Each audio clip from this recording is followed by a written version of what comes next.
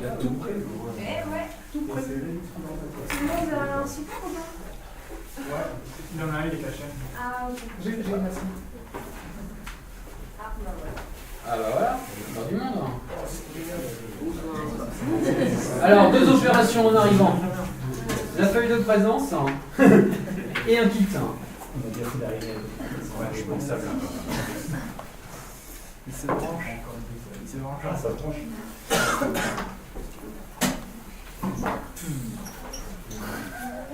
Ah non, c'est pris de. Fallait pas brancher le truc, sinon tu fais. C'est pareil. C'est bon pour le dernier arrivé, la feuille de présence. Ok. On va trop le fou des trucs.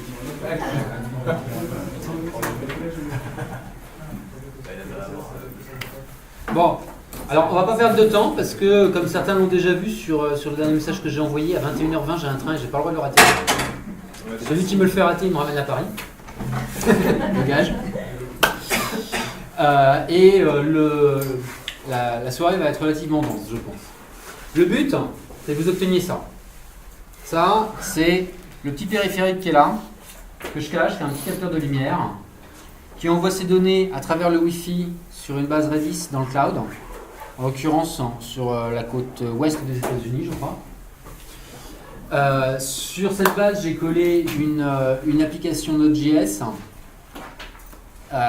qui est notifiée en temps réel des modifications faites par mon périphérique et qui notifie mon front-end Angular à travers des WebSockets. Donc concrètement, le graphe, il n'est pas forcément rafraîchi en temps réel. Par contre, la valeur qui est là, oui. Bon, ça ne semble pas aller super vite parce que je vais loin et ainsi de suite.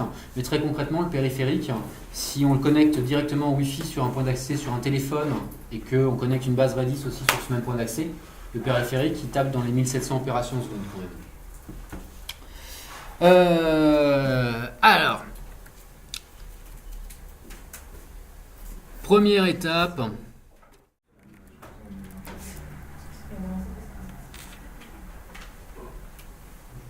Sur ce lien. Je vous ai fait un lien court, histoire que ce soit faisable à recopier. L'idée, c'est que vous lanciez les téléchargements. Alors, le Wi-Fi sur lequel vous pouvez vous connecter, c'est celui qui s'appelle redislab_zenica. Et le mot de passe, c'est la même chose.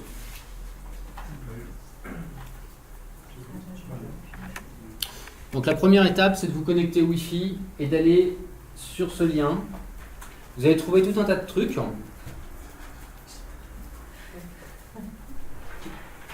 Qui n'est pas encore sur le Wi-Fi? Tout le monde est sur le Wi-Fi? Super. Donc après ça, sur le lien, vous allez avoir 3 répertoires et un fichier. Donc dans les répertoires, il y a le répertoire des PDF, dont celui que je vous ai donné, imprimé. Il y a le PDF des diapos, et il y a le PDF qui est un peu plus complet, donc la même chose que ce que vous avez là, mais avec un peu plus de détails, en particulier sur l'historique de Redis. Donc voilà. Le deuxième répertoire que vous pouvez télécharger, c'est éventuellement pour ceux qui sont sous Windows, s'il y en a. Va vous falloir certainement un pilote, parce que le périphérique, en fait, il a une puce, le microcontrôleur, il discute sur un port série. Simplement, nous, on a tous des ports USB. Donc, il embarque aussi une petite puce qui fait la conversion entre l'USB et le port série du microcontrôleur. Et cette petite puce, c'est une puce qui est une puce chinoise et pour laquelle les Chinois n'ont pas payé à Microsoft le droit d'embarquer le pilote dans Windows. Donc, concrètement, il faut aller le télécharger et l'installer. Donc ça, c'est dans le répertoire drivers normalement. Et dans le répertoire IDE, c'est pas la peine de télécharger tout le répertoire IDE et d'écrouler le réseau Wi-Fi. Téléchargez uniquement l'IDE qui correspond à votre machine et à votre OS. Juste pour savoir, il y a, bon, je vois du Mac, donc là c'est clair, c'est du Mac OS. Sur les PC, c'est du Linux, c'est du Windows. Qui est sous Windows? Bon, faut qu'on te trouve un gage. Bon, normalement, t'inquiète pas, l'installation du pilote, ça va. Vous êtes tous sur le répertoire, là, vous avez commencé à voir les répertoires et à télécharger. Yep. Ok. Normalement Zenica m'a fait un réseau Wi-Fi qui est bien dimensionné parce qu'on va le mettre à rude épreuve quand même. Entre vos machines, plus peut-être certains qui vont déjà avoir connecté leur téléphone, plus autant de petits microcontrôleurs qui se connectent au Wi-Fi, ça fait beaucoup de ressources sur les points d'accès et beaucoup d'adresses IP. Mais normalement c'est bon, on devrait être bon. Je peux enlever le lien rapide. Alors à propos de moi en ce qui me concerne, pour ceux qui ne me connaissent pas, j'ai commencé sur un TO7, ça remonte à un petit moment, déjà j'avais 8 ans. Pour la petite histoire, à l'époque, mon père avait acheté ça, il était hors de question que ce soit dans ma chambre et il s'était abonné à un magazine, il y avait un concours, il fallait faire un générateur de nombres premiers et je l'ai vu qu'il peinait un petit peu, donc je suis allé le voir. Je savais pas ce que c'était qu'un nombre premier et il m'a expliqué et je lui ai fait le générateur. Et puis à partir de ce jour-là, en fait, l'ordinateur a déménagé dans ma chambre, c'était fini, il a abandonné. Bon, je suis passé par le basique, je suis passé sur de l'architecture Intel, donc bien évidemment du DOS, du Pascal, le basique compilé ou pas compilé. En 91, en fait, j'ai découvert ça, je l'ai mal placé. J'ai découvert Linux. Non, en 94. En 94, j'ai découvert Linux, kernel 1, Slackware, 70 disquettes. Sympa. Je suis passé par du Red Hat, par d'autres distributions, et depuis 99, je me suis fixé sur du Debian. Je me suis toujours un peu intéressé à tous les langages et un petit peu à tout. Mon premier embarqué, c'était un petit boîtier Soecris. Après ça, quand les Raspberry sont arrivés, c'était la fête et je me suis fait un cluster. Maintenant, j'ai 22 Raspberry à la maison.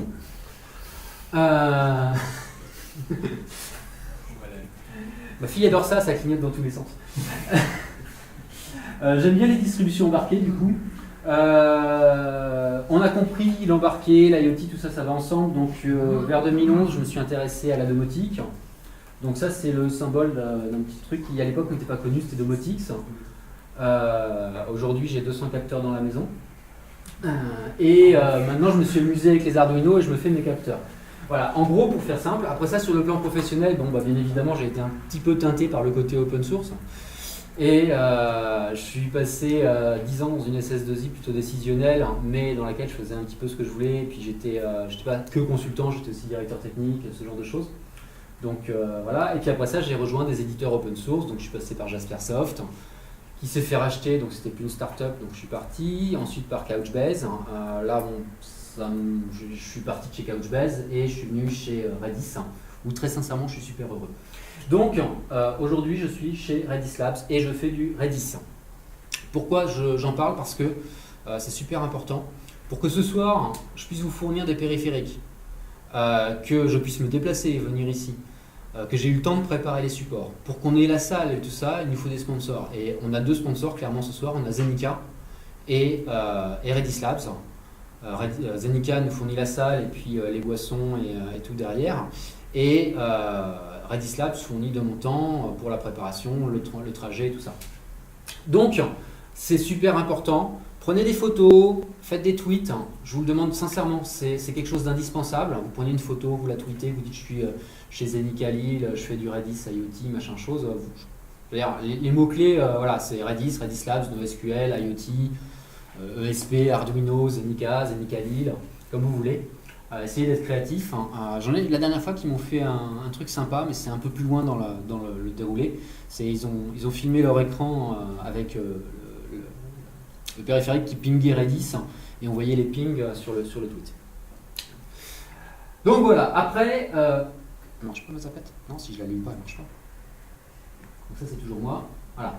Redis, ça a été développé par Salvatore Sanfilippo il y a un grand moment, donc il a eu une vie avant. Il a développé Redis en 2009, ça a eu un grand succès, il a été sponsorisé par différentes entreprises et maintenant il est chez Redis Labs pour continuer à travailler sur Redis Open Source. Je passe relativement rapidement parce que c'est quelque chose dont j'ai déjà parlé la dernière fois. Donc Redis a eu des mises à jour, des évolutions à peu près tous les ans. Il y a une version majeure par an, grosso modo. Simplement, elles sont numérotées en mineur, mais c'est des versions importantes. Ce qu'il faut savoir au niveau des versions de Redis, c'est que toutes les versions stables se terminent par un mineur pair et les développements par un impair. Donc aujourd'hui, on est sur de la 4.0, 4.0.1 ou 4.0.2, je ne sais plus, en communautaire. Ça, c'est les versionning. Hop. En ce qui concerne la communauté, bah, vous êtes là. Il y a une très grosse communauté, une très grosse reconnaissance. Initialement, j'avais pas créé Bruxelles. Paris était déjà créé, mais j'ai créé tous les autres. Et sans rien faire, en fait, j'ai eu plein de monde qui est venu parce qu'il y a une demande, il y a beaucoup de communautés. Et l'idée de ces meet-ups, c'est vraiment qu'on discute qu'on se fasse connaissance et qu'on échange sur des points d'intérêt communs avec Redis. Alors, Redis, très clairement, c'est pas un sujet en tant que tel. C'est une base de données. Une base de données, c'est pas un sujet en tant que tel. Ça n'est un sujet que si on l'applique à quelque chose, d'où l'idée de l'appliquer à de l'IoT aujourd'hui. Donc du coup, ouais, je voyage pas mal et je vais me promener pour faire le meet-up. J'essaye en général de garder le même sujet et de le dérouler partout, parce que c'est plus simple. Une grande reconnaissance, très clairement, si vous faites une recherche dans Google, vous demandez à Google Redis, c'est 16 millions de résultats. Si vous demandez à Google d'autres solutions, vous allez voir que c'est pas forcément le même score, on va dire. Redis est premier sur... c'est le container Docker le plus déployé. C'est dans le classement des bases de données, toutes bases de données confondues, y compris relationnelles, c'est la 9e position chez DB Engines. Chez GitHub, tout projet confondu, c'est le 84e. C'est super utilisé. Alors, nous, ce qu'on va faire, l'idée, c'est que voilà, Redis dispose de pilotes pour y accéder dans à peu près 39 langages répertoriés, parce qu'il y en a certainement d'autres. Et pour certains de ces langages, il y a jusqu'à 14 implémentations du pilote, du protocole, on va dire.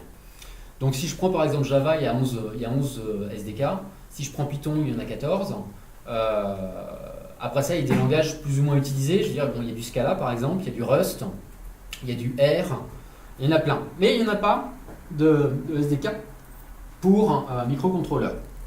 Je me suis dit, le protocole, il est tellement simple que on va s'y coller, on va faire un petit truc comme ça, parce que vous avez compris que j'aimais bien les petits trucs embarqués comme ça. Donc je me suis dit, c'est sympa, on va essayer de faire quelque chose. Et pourquoi je me suis amusé à ça? Parce qu'en fait, voilà, une commande Redis, c'est ça. 7A égale 1. Je mets la valeur 1 dans A. Et ça, quand on demande ça à Redis, c'est cette chaîne de caractères là. Alors là, elle semble un peu compliquée, donc on va la casser, on va faire les retours à la ligne correctement. Concrètement, j'ai quoi? J'ai 3 termes, 7A1. Je mets $3. Mon premier terme, il fait 3 caractères. Je fais $3, SET en trait. Mon terme suivant, ouais, je sais, j'ai montré. Mon terme suivant, il fait 1 caractère. A. Mon terme suivant, il fait 1 caractère. 1 en trait. Et automatiquement, la base de données, c'est qu'on a fini, puisqu'on a nos 3 termes, chacun des termes est fini, et on a tout ce qu'il faut. Donc concrètement, une chaîne comme ça, à construire, c'est rien. Et ça tient dans n'importe quoi.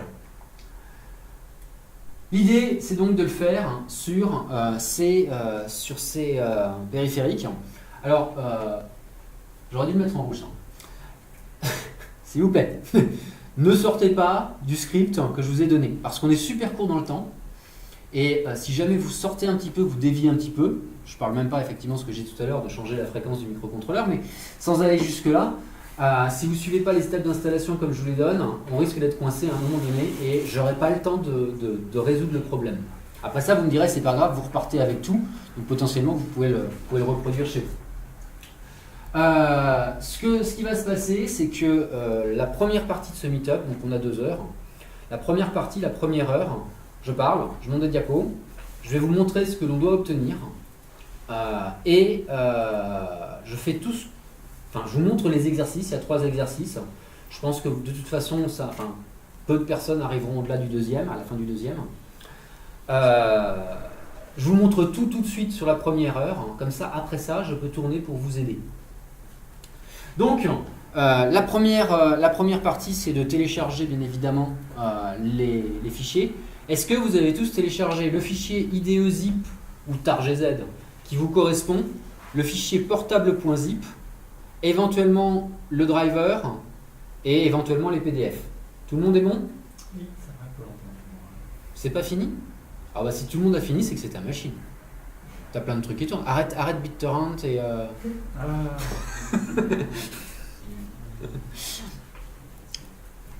Donc, ensuite, l'idée c'est d'installer l'IDE. Alors, ne le faites pas, je vous décris, ne le faites pas. Première heure, je vous décris. La première étape, c'est d'installer l'IDE. Alors, je vous ai fait télécharger le zip et non pas quelque chose qui s'installe. Je pense en particulier au Windows. Parce que l'idée, c'est que je vous le fasse décompresser dans un répertoire bien un endroit où vous voulez et que tout soit installé dans ce répertoire-là. C'est une installation portable. Si demain, vous décidez de mettre sur la clé USB, ça tournera depuis la clé USB. Il n'y a pas de souci. Je ne vais pas polluer votre système et je ne vais pas avoir besoin des droits d'admin ou quoi que ce soit pour faire l'installation et pour que ça marche. Sauf pour ceux qui vont avoir besoin d'installer le pilote. Ça, c'est autre chose, donc Mac et Windows. L'IDE, une fois qu'il est installé et décompressé, je vous fais décompresser le fichier portable.zip à l'intérieur. Pourquoi? Parce qu'en fait, l'IDE, c'est l'interface de développement, mais là, ce qui se passe, c'est qu'il faut qu'elle puisse compiler sur votre architecture pour l'architecture du microcontrôleur. Donc, c'est un cross-compiler et il dépend de votre architecture à vous. Donc, je ne pouvais pas l'embarquer avec, sinon je l'aurais fait. Donc, ce que j'ai fait, c'est que j'ai, dans une préconfiguration que je vous fais installer, j'ai défini les dépôts dans lesquels il faut aller chercher le cross-compiler et derrière, vous allez pouvoir aller le chercher, ça va le télécharger, ça va l'installer et vous aurez tout ce qu'il faut. Ça va rajouter la gestion de la carte, le cross-compiler qui va bien et vous pourrez compiler votre code pour le microcontrôleur. Ensuite, dans ce même fichier portable.zip, vous avez également les exemples des exercices, donc les points de départ à chaque fois et les points d'arrivée, les solutions. Je n'aurais pas à le dire, mais voilà, vous avez les solutions. Essayez de jouer le jeu. Donc je vais vous montrer comment faire ça. L'IDE que j'utilise, que j'ai choisi, on peut en utiliser plein. Simplement, moi j'ai choisi d'utiliser celle d'Arduino parce que justement elle est assez pratique, elle englobe tout. Elle a ses limites, mais elle est très facile d'accès et je pense qu'on n'aura pas de problème. Si j'avais choisi de l'Eclipse, ça aurait peut-être été un petit peu plus compliqué ou un peu plus lourd et plus gourmand en espace disque. Donc c'est une IDE qui est relativement simple à utiliser. On va attendre que ça revienne. Il y a la fenêtre principale avec le code. Donc, il peut y avoir des onglets, vous n'aurez pas besoin d'en faire, vous n'allez pas créer du code à plusieurs fichiers. Il y a un bouton pour compiler, pour vérifier que ça compile. Il y a un bouton pour uploader sur le périphérique. Et il y a un bouton pour ouvrir la console série. Il y a un bouton pour afficher la console série. Allez, au hasard, on va dire ici. Ah, j'étais pas loin.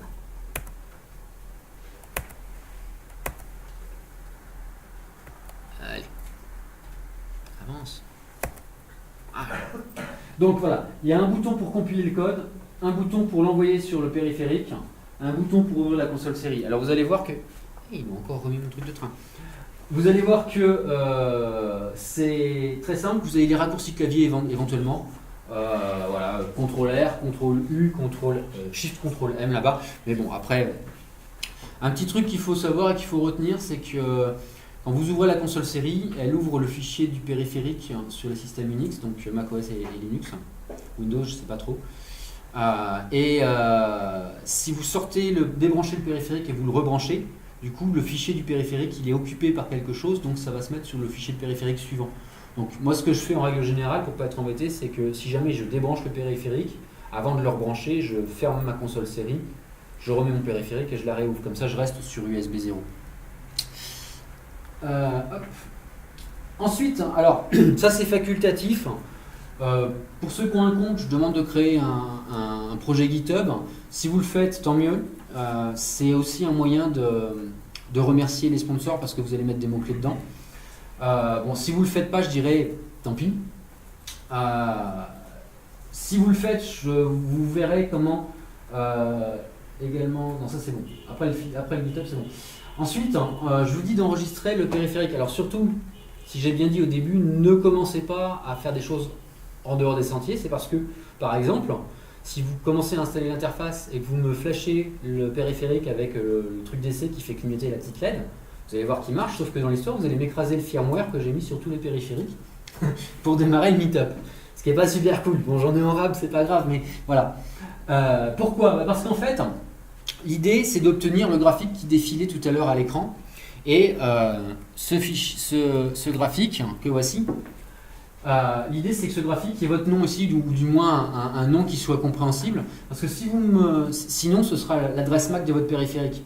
Alors pour le reconnaître, c'est un peu moins cool, hein, l'adresse MAC. Enfin, bon.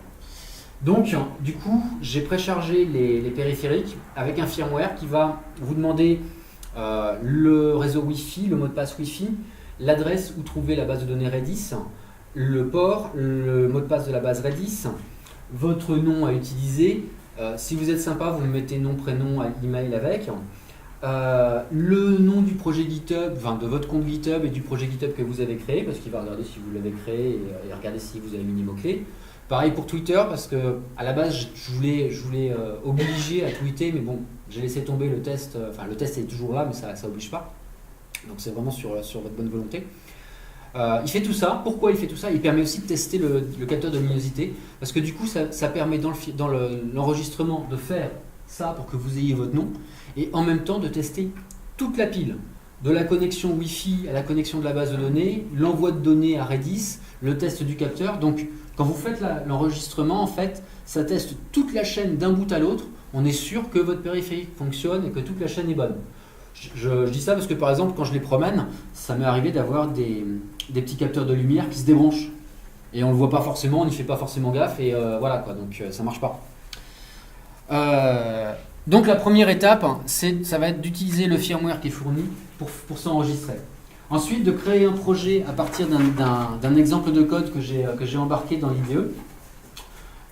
Éventuellement, si vous avez créé le projet GitHub, de les lier et de commiter, de tweeter, de faire un coup de sympa, un petit truc sympa. Deuxième exercice, la deuxième partie, c'est de se connecter à Redis et de commencer à lui envoyer la première commande. Alors la première commande, elle est super simple, c'est un ping. Et le ping, normalement, il doit répondre. Oui. Exactement. Donc voilà, l'idée c'est d'encoder avec le protocole ping, de voir comment ça s'encode et de l'envoyer à la base Redis, donc de faire la connexion vers la base Redis, de l'envoyer à la base Redis et de voir le retour et d'afficher le retour. Pour ceux qui vont aller plus vite, s'ils veulent, ils peuvent s'amuser avec d'autres commandes, c'est pas un souci.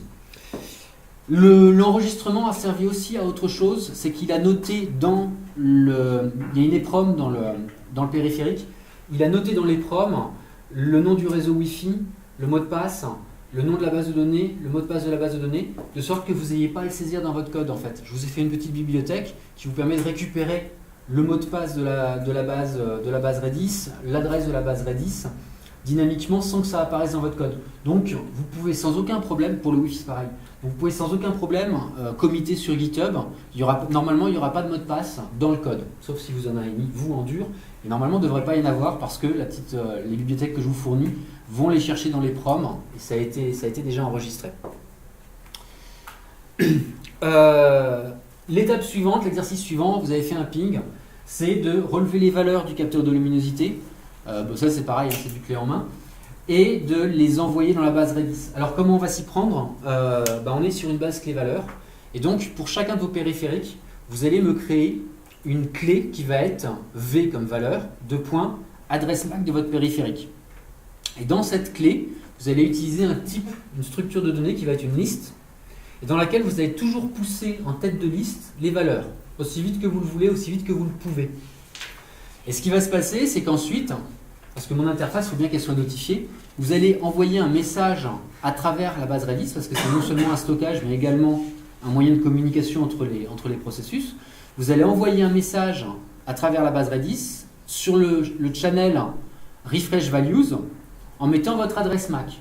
Moi, mon interface, elle écoute le channel refresh values, elle va voir votre adresse MAC arriver et elle va aller chercher la dernière valeur sur la liste de cette adresse MAC pour rafraîchir le graphique et la valeur. Ça fonctionne comme ça, j'ai choisi ce type de structure parce que je n'ai pas besoin de faire des requêtes temporelles. Si j'avais besoin de faire des requêtes sur des time series, je n'aurais pas forcément choisi cette structure-là. La dernière étape, l'exercice 3, sur lequel je pense qu'on n'arrivera pas, c'est d'accélérer les choses. C'est-à-dire que, évidemment, si à chaque valeur, vous envoyez la valeur, attendez le retour, forcément, ça limite, vous avez la latence réseau, surtout que le cluster, vous y arrivez par le Wi-Fi, et je vous ai dit, il est aux États-Unis. Donc forcément, il y a une forte latence. Dans l'idée, c'est si on veut diminuer la latence, on pipeline les choses, c'est-à-dire qu'en une trame réseau, on balance 50, 100 valeurs d'un coup. Donc ça c'est pareil, je vous l'ai plus ou moins préparé. À chaque étape, ce que vous avez fait dans l'étape précédente, je l'ai aussi codé dans les bibliothèques pour que vous ne soyez pas embêtés si vous voulez vous simplifier la vie. Et je vous ai codé le pipelining dans la bibliothèque Redis client. Et donc du coup, vous avez juste à ajuster la taille du pipeline que vous souhaitez envoyer. Alors, je vais vous... Alors là, ça va filmer moins bien. Heureusement, on est sauvé par des stickers Redis. Eh ouais.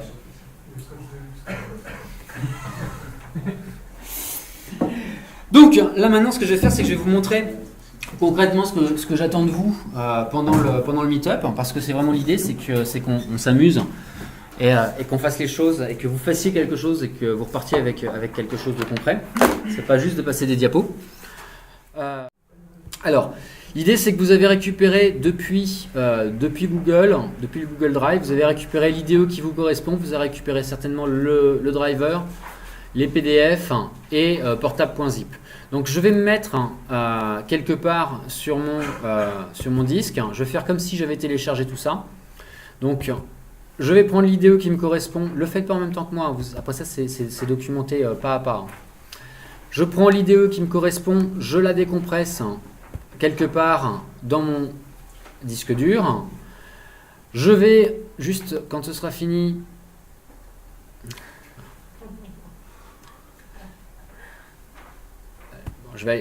on imagine que je télécharge également le fichier portable.zip, hop, que je vais décompresser également ici.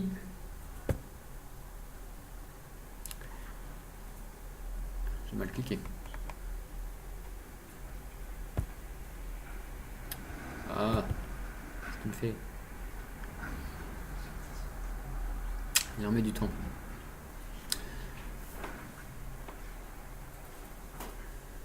Voilà, donc ça, normalement j'ai mon Arduino. Je décompresse mon portable.zip. Je supprime mes archives. Je prends mon répertoire portable qui a été décompressé, je le glisse dans le répertoire de mon IDE. Ça suffit pour que l'IDE soit consciente du fait qu'elle est en installation portable et qu'elle aille chercher qu'elle écrive toute sa config, toutes les sources que vous allez faire, toutes ces bibliothèques à cet endroit-là uniquement. Et j'ai déjà initialisé cet endroit-là. Les utilisateurs de Mac, c'est pas juste dans cette bibliothèque-là, c'est documenté. Ce sera en fait, il faudra que l'application Arduino, vous ouvriez l'application dans Content, dans Java, c'est là qu'il faut le décompresser. Et il est possible que ça vous plante l'IDE. Malheureusement, j'ai pas de Mac pour essayer. Donc auquel cas, il faudra le faire à la main, sinon reproduire à la main ce que j'ai fait. Ce qui n'est pas monstrueux, mais voilà. Hop. Vous lanciez votre interface Arduino. Elle va se charger.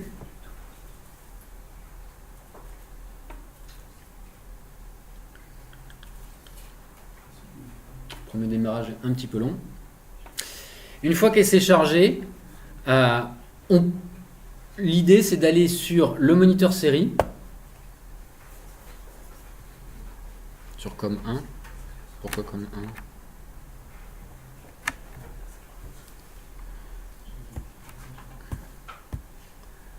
Hop, le port USB 0.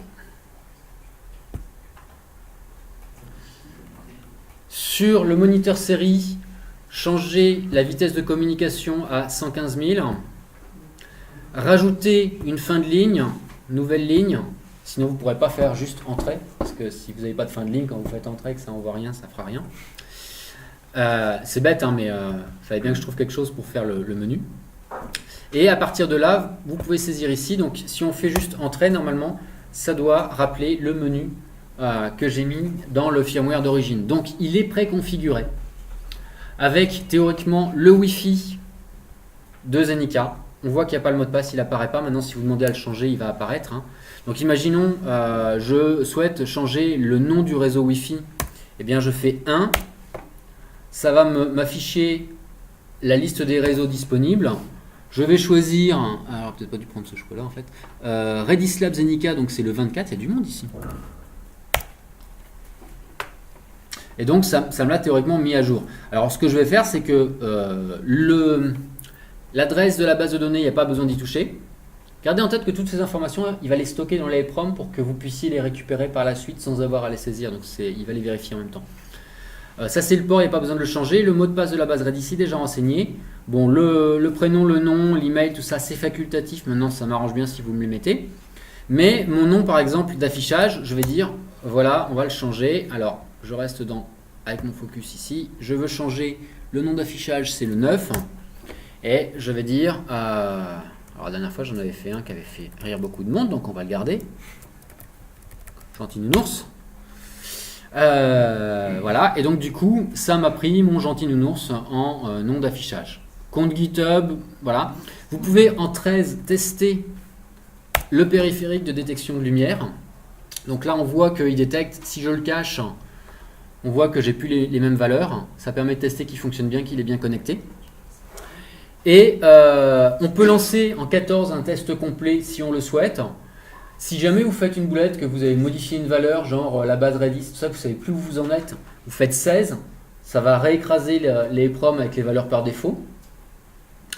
Et une fois que vous êtes sûr de vous, vous faites 15. Quand vous faites 15, ça valide tout. Ça va tester la connexion Wi-Fi. Donc là, il tente de se connecter au réseau Wi-Fi Zenica. Il a eu son IP, il est content. Il se connecte à la base Redis, il y arrive. Il vérifie l'authentification avec le mot de passe. Il vérifie que c'est la bonne version de Redis. Il teste le compte GitHub. Le compte GitHub existe. Le projet n'existe pas, mais c'est pas grave, ça ne bloque pas. Et il teste Twitter. Je sais pas, il n'a pas réussi, je sais pas pourquoi, enfin peu importe, hein, mais c'est pas grave, il le passe.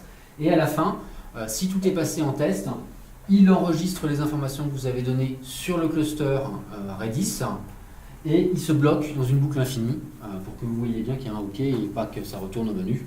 Truc bête. Donc, ça va être la première étape, l'enregistrement. Une fois que vous aurez fait cet enregistrement, vous allez reprendre votre interface Arduino et là, vous allez lui dire que ce que vous allez développer, vous allez le développer pour une carte, non pas Arduino, mais une carte ESP, mais vous ne l'avez pas. Parce que par défaut, je vous ai dit, je ne pouvais pas vous embarquer le cross-compiler. Donc, vous allez aller dans le gestionnaire de cartes. Je vous ai défini les repositories. Donc, par contre, vous allez pouvoir, dans le gestionnaire de cartes, aller chercher ESP8266. Normalement, vous devez avoir un seul choix. Il faut sélectionner la ligne pour voir le bouton installé. C'est une certaine intuitivité. Voilà, bravo. Il y a des choix d'ergonomie comme ça des fois. Du coup, ça télécharge le cross-compiler, ça va l'installer, ça va rajouter la carte dans l'interface et je vais avoir la possibilité de sélectionner ma carte. Donc on le laisse télécharger ça. Il n'a pas pour spécialement très longtemps.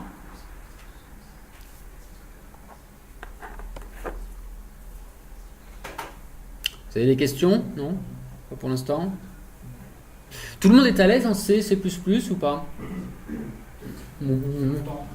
Ouais, il faudra que tu demandes à ton voisin alors.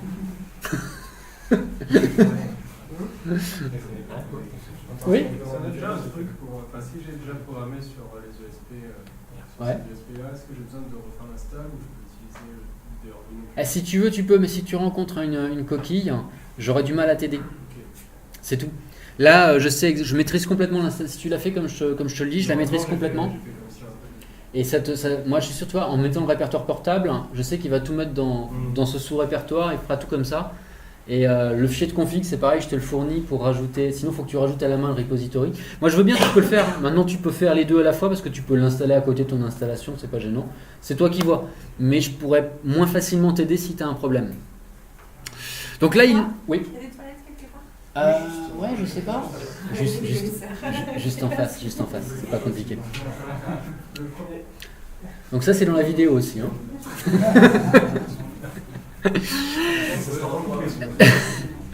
Donc là, ça y est, il a fini de télécharger les fichiers pour l'ESP. Et si je vais regarder maintenant dans mes outils au niveau des cartes disponibles, qu'est-ce que je vais trouver? Devinez quoi? Mes ESP, tous les ESP. Donc je dois choisir le modèle qui correspond au mien. Et une fois que j'ai fait ça, le port est déjà sélectionné, la vitesse est bonne, tout le reste j'y touche pas. S'il vous plaît, n'allez pas modifier la fréquence, la taille de flash, toutes ces choses-là. S'il vous plaît, soyez sympa. Et donc, du coup, on est prêt pour écrire du code pour l'ESP. Donc je pourrais compiler celui-là, mais il ne fait pas grand-chose.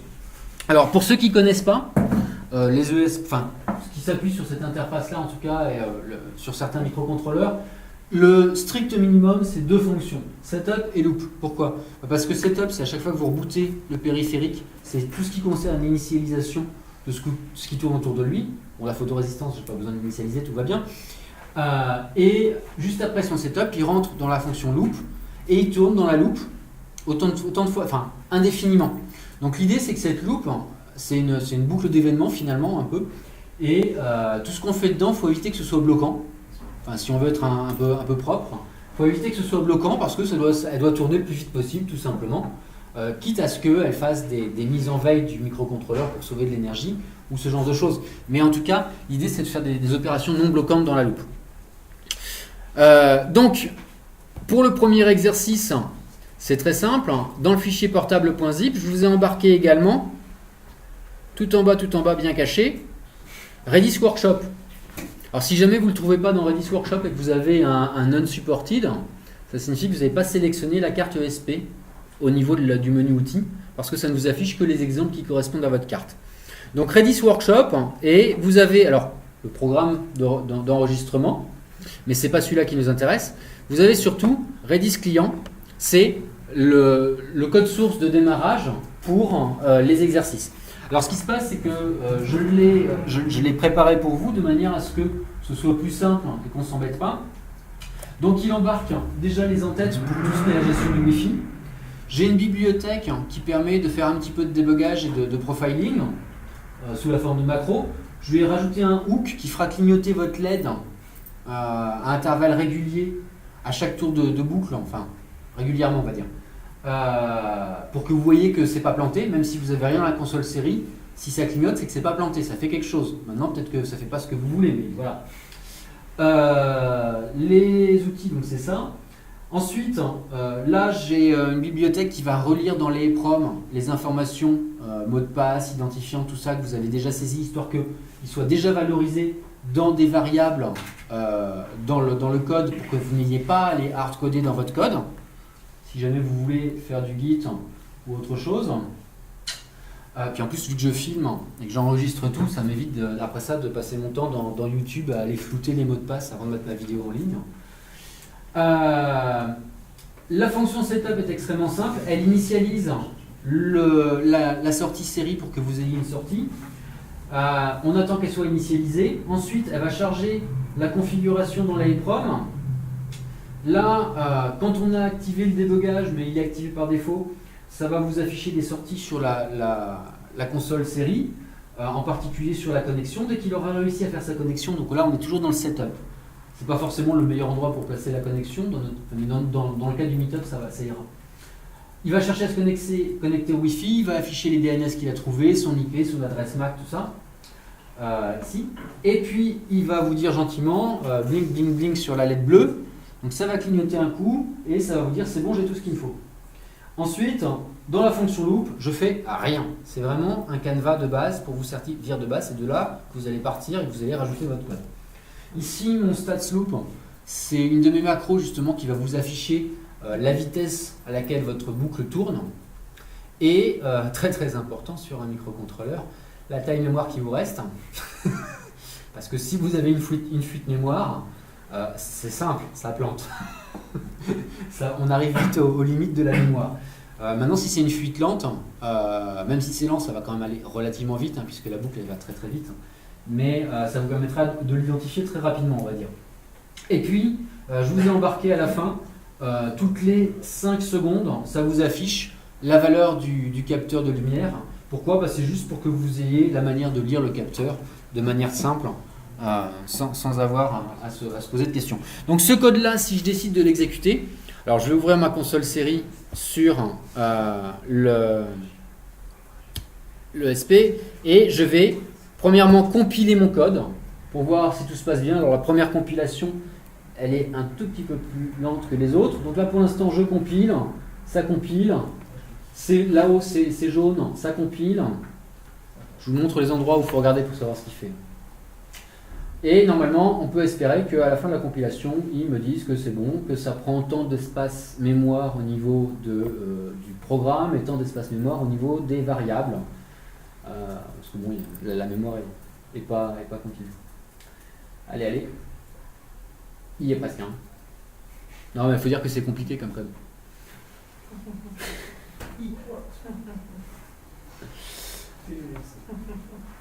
Allez. Ah mais en même temps peut-être qu'il ne l'affiche pas ici parce que j'ai une autre fenêtre derrière. Non, celle-là, j'en veux plus. Voilà, donc bon, on va le laisser finir de compiler. Une fois qu'il aura compilé, je cliquerai sur ce bouton-là pour lui dire de l'envoyer vers le microcontrôleur. Ce qui se passe à ce moment-là, c'est qu'il envoie un signal reset au microcontrôleur. Le microcontrôleur reboot automatiquement et il a un bootloader qui, au tout début de son démarrage, il regarde s'il a des informations qui lui arrivent sur le port série. S'il a des informations qui arrivent sur le port série, ça veut dire qu'on est en train de lui envoyer un programme. Donc à ce moment-là, il n'exécute pas ce qu'il a déjà. Il prend ce qu'on lui envoie, il le stocke dans sa mémoire flash et à la fin, il exécute la mémoire flash, enfin le contenu de la mémoire flash. S'il voit qu'on lui envoie rien, il exécute directement le contenu de la mémoire flash. Donc là, on a compilé. Bon, on n'utilise pas beaucoup de mémoire, en même temps, ils sont quand même relativement costauds. C'est bon, donc là, je vais envoyer une compilation. Donc, je vais cliquer sur l'icône. Ça recompile et puis ça va l'envoyer vers le microcontrôleur. Pendant toute la période où ça envoie, on a la petite LED bleue qui va clignoter. Donc pour l'instant, ça n'envoie pas. Là, ça y est, ça envoie. Alors, comment savoir que c'est en train d'envoyer? Là, ici, on a des petits points. Alors, évidemment, on ne les voit pas bien, mais on a des petits points qui avancent. C'est marqué téléversement. Et là, c'est jaune. Je le dis parce que ça peut être un peu long, parce qu'il y a quand même pas... Là, il y a voilà, un programme qui fait rien, il fait déjà 300K. Donc, jusqu'au moment où ça va passer à la ligne, et ça voudra dire, là où ça passera, ça va quitter le jaune, et ça voudra dire que c'est bon, et à ce moment-là, il va démarrer. Et donc là, en fait, ça y est, en fait, il a démarré, et il a immédiatement rebooté, et là, on a le résultat du programme que je viens de vous décrire, le squelette de base. Comme je vous ai dit, première étape, il va récupérer les informations qu'on a enregistrées dans son EEPROM, et il les utilise pour se connecter au Wi-Fi. Il y arrive, il récupère une IP, il donne son adresse MAC, il montre son DNS, et après ça, à intervalles réguliers, il dit voilà, j'ai réussi à, donc toutes les secondes, il le dit, j'ai fait 20 000 tours de boucle, et j'ai tant de mémoire disponible encore. Donc ça, tant que ça ne descend pas, c'est très bon. Et puis, toutes les 5 secondes, il vous affiche la valeur du capteur. Si je cache mon capteur, eh bien, on va voir que ma valeur ne va pas être la même. Voilà, j'étais à 800, et là, je suis passé à 226, 124, voilà. Concrètement, le convertisseur analogique qui est sur les périphériques, il vous renvoie une valeur entre 0 et 1024. J'ai essayé de mettre une résistance de 10 kΩ et une photorésistance de 10 kΩ pour avoir quelque chose d'équilibré en diviseur de tension, pour essayer de couvrir toute la plage.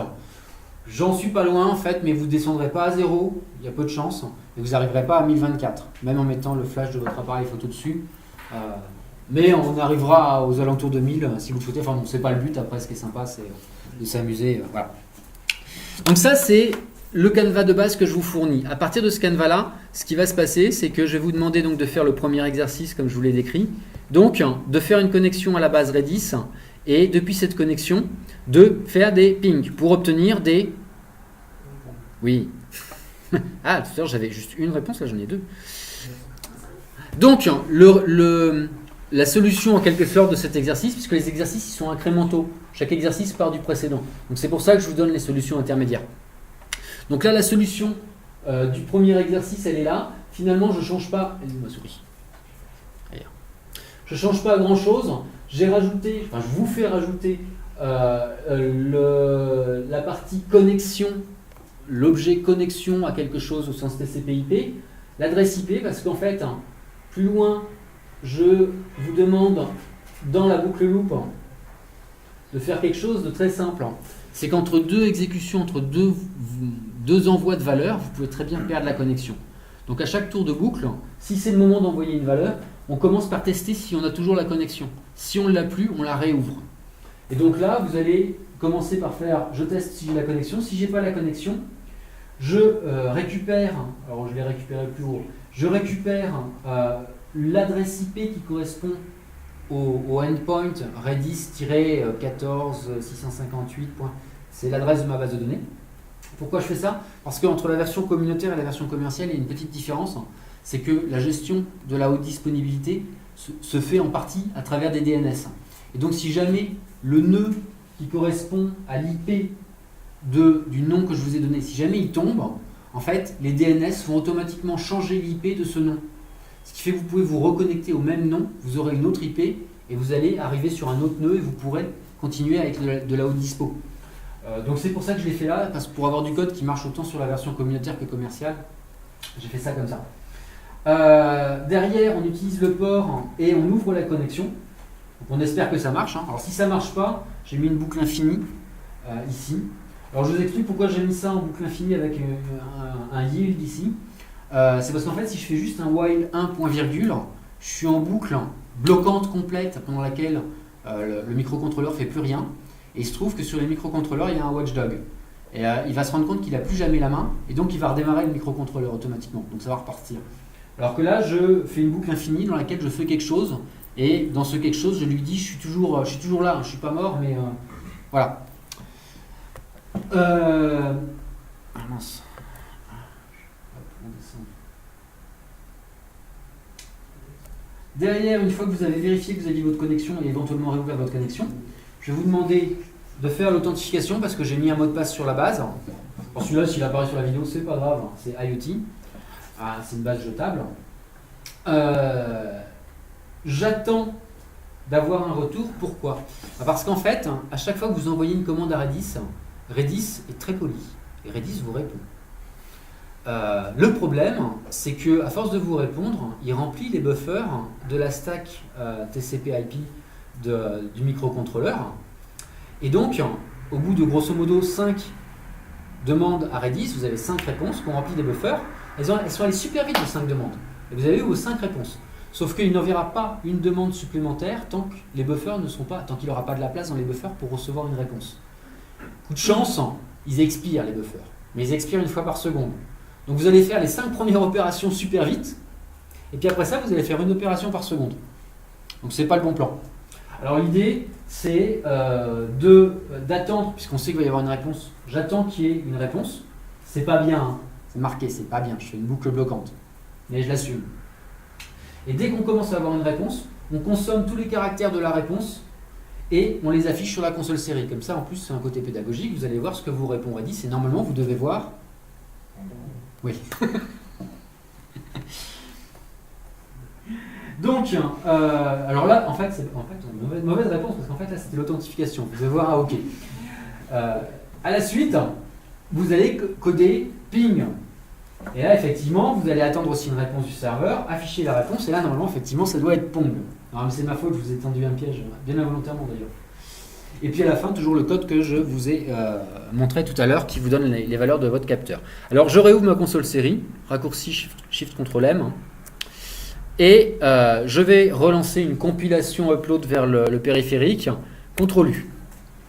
Donc, pendant que ça se compile et que ça s'upload, donc là, je vais avoir ma compilation qui va apparaître là, et puis c'est en train de se compiler, et puis ça va uploader, et ensuite ça va activer la console.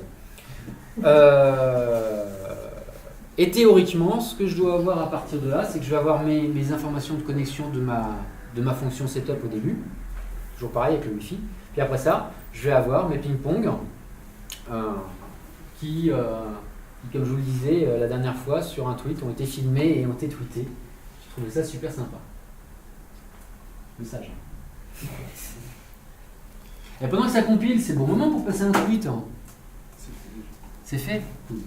On peut en mettre plusieurs. Avec les bons hashtags et tout ça.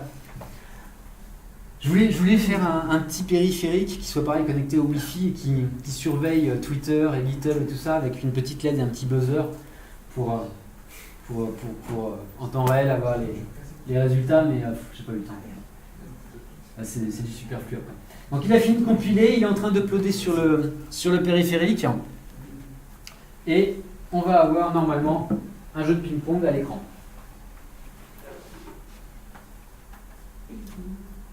Ça y est, c'est parti. Non, pas tout à fait. Encore en train de... Voilà, ça y est, il est parti, c'est connecté, il est en train de se connecter au Wi-Fi. Il se connecte à Redis. Il a réussi. Et ping pong pong pong. Voilà. Donc pour l'instant, il se contente d'envoyer à chaque tour de boucle un ping. D'accord? Donc ça limite automatiquement le nombre de pings parce qu'il y a la latence, parce qu'il y a tout ça. Là, déjà, quand on est là, c'est super sympa. Ensuite, étape suivante. Exercice suivant, on repart de celui-là. Et on arrive sur le code Suivant. La B2, je crois. Alors, celui-là, je peux les fermer. Hop.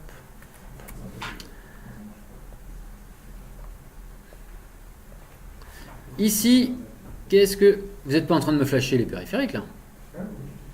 Non, j'ai entendu ça marche pas, là, ça m'inquiète. Non, mais j'ai été traumatisé par des gens qui m'ont flashé les trucs dès le début, donc maintenant j'insiste bien parce que... Donc là, en fait, la différence, c'est que on continue à faire toute la partie initialisation au début. On crée... Alors, dans les bibliothèques que je vous fournis embarquées dans portable.zip, il y a une bibliothèque qui encapsule la génération du protocole RESP. J'ai été sadique au début, je vous l'ai fait écrire à la main. Mais après ça, vous n'êtes plus forcément obligé. Donc je vous fais initialiser un objet Redis commande. Alors, vous pourriez l'écrire après, hein, mais ça ne tiendrait pas dans 2 heures le meetup. Et ce que je vous demande, c'est de l'utiliser. Alors je l'utilise peut-être même... non, pas là encore. Ici, vous voyez, je donne un exemple ici. Redis commande, mon objet, je l'initialise. J'ajoute le terme hôte pour l'authentification, j'ajoute le terme mot de passe, il a compté le nombre de termes, il a compté les caractères, je lui demande de me générer la chaîne de caractères en char étoile qui correspond, je l'envoie à ma connexion Redis, on n'oublie pas de libérer le pointeur, sinon on ne va pas faire beaucoup de tours de boucle, et toujours pareil, j'attends la suite.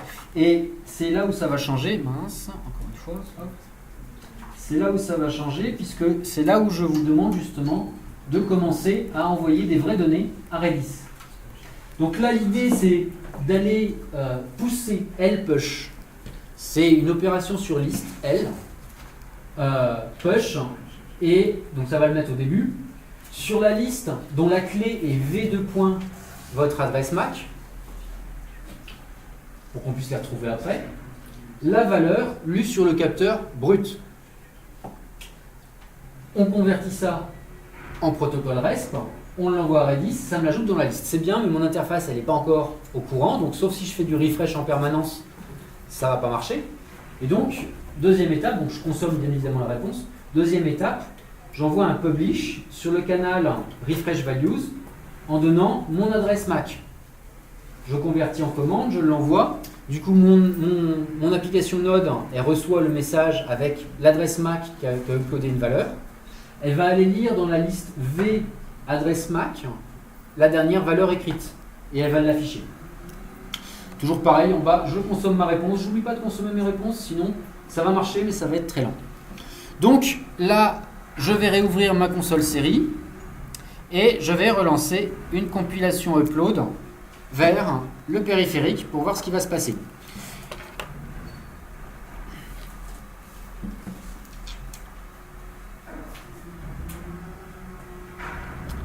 Alors ça, c'est ce que vous allez voir, parce qu'en même temps, de mon côté à l'écran, les résultats de ce que vous faites sont publics. Et donc, qui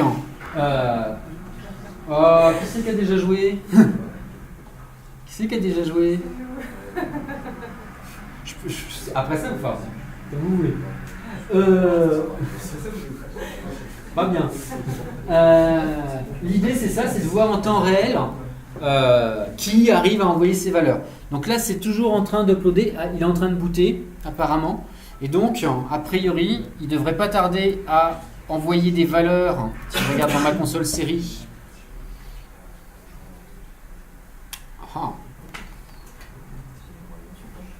Il clignote, mais il n'a pas encore fini. Je le reboot. Ah non, il est en train d'uploader encore. Autant pour moi. Donc, il n'a pas encore...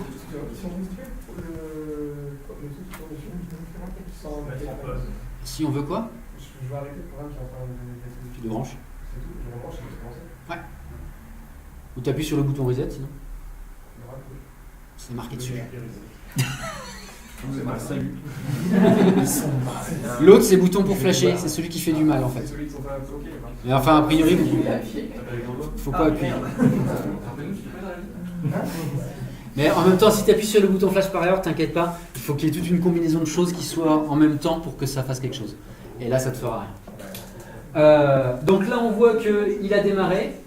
Ce que moi, je lui fais afficher, c'est le numéro, le nombre de valeurs que j'ai déjà envoyées dans ma base Redis. Et donc là, on voit qu'en temps réel, ça m'affiche la valeur parce que à chaque fois que j'en publie une, je notifie l'interface qu'il y a une nouvelle valeur. Et quand l'interface reçoit 1000 valeurs, elle rafraîchit son graphe. Pourquoi le graphe est plus lent? Parce que je vous ai dit tout à l'heure que juste un périphérique peut envoyer juste à travers un téléphone jusqu'à 1700 valeurs à la seconde. Et dans mes tests, un seul Google Chart sur la page, 1700 valeurs à la seconde, le Google Chart il était à l'ouest. Donc il a fallu que je ralentisse l'affichage, surtout qu'on peut avoir 20 personnes dans la salle. Donc je n'ai pas 20 là, puisqu'il me reste 5 périphériques. Donc on doit être 16. Donc là l'idée c'est...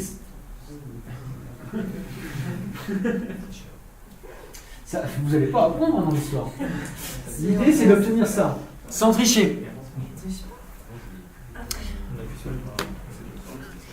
Ensuite, dernière étape, on voit que ça fonctionne. Maintenant, c'est pas super rapide. Donc, la dernière étape, c'est de pipeliner les choses. Mais je vous ai dit, il est possible qu'on n'arrive pas à ce niveau-là. Pour l'instant, je tiens mon timing.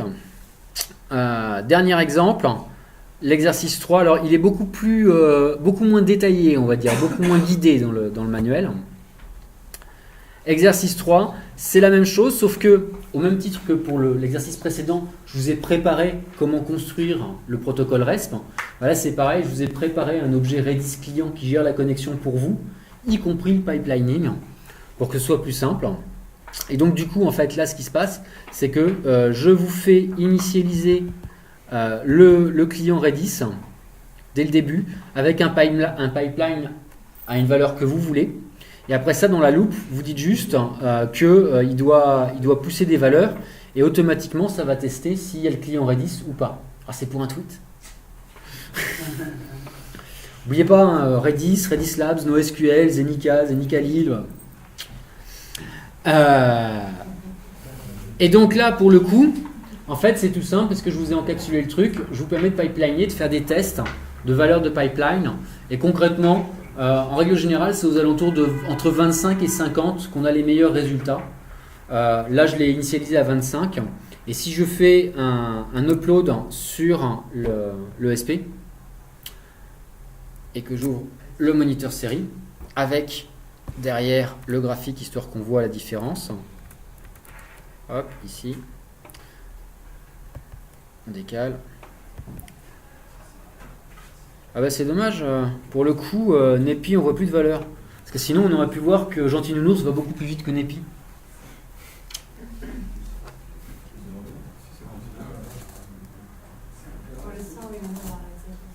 Alors normalement Gentil Nounours est supposé aller beaucoup plus vite dès que ce sera uploadé. Non mais pour l'instant Gentil Nounours est sur l'ancien firmware. Puisque ça n'a pas fini de compiler et d'uploader. Mais dès que ce sera uploadé, pouf, Nepi, on va la laisser derrière.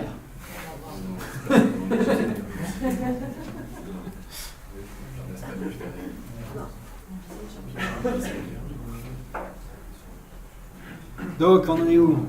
Toujours en train de compiler, ça n'a pas encore commencé l'upload. Quand ça upload sur le périphérique, la petite LED bleue, elle clignote beaucoup plus vite. Tu fais quoi avec les ESP, toi? On fait une sonnette.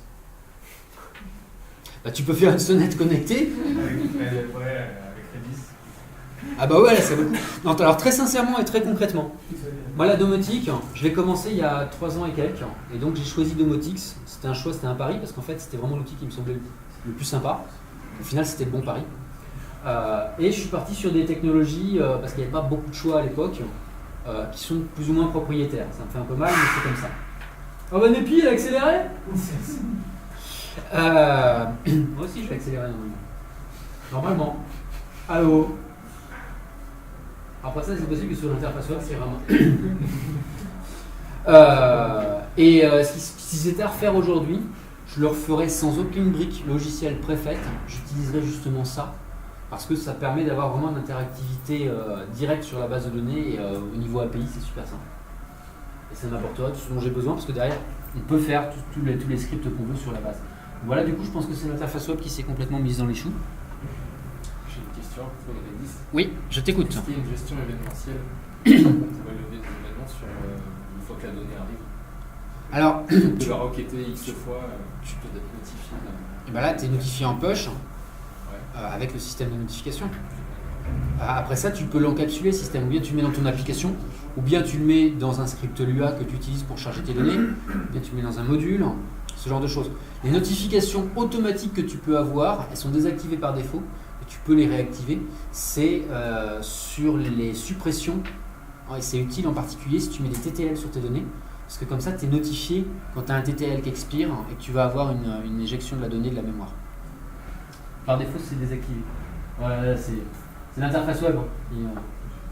Ok, bon, peu importe, on s'en moque. Donc l'idée, c'est d'arriver jusque-là. N'oubliez pas, tweeter, j'insiste, je sais, mais c'est super important, sinon, voilà. Et après ça, je vous promets, je vous en ferai d'autres, des trucs sympas. Donc maintenant, c'est à vous de jouer. Moi, je vais prendre une pause. Non, je reste là. C'est à vous de jouer, c'est à vous d'essayer d'implémenter ça. Normalement, vous avez dans le manuel absolument tout ce qu'il vous faut. C'est vraiment guidé pas à pas. Et alors c'est peut-être un peu petit. Normalement, j'avais encore assez d'encre dans l'imprimante, donc ça doit être lisible. Voilà. Et amusez-vous.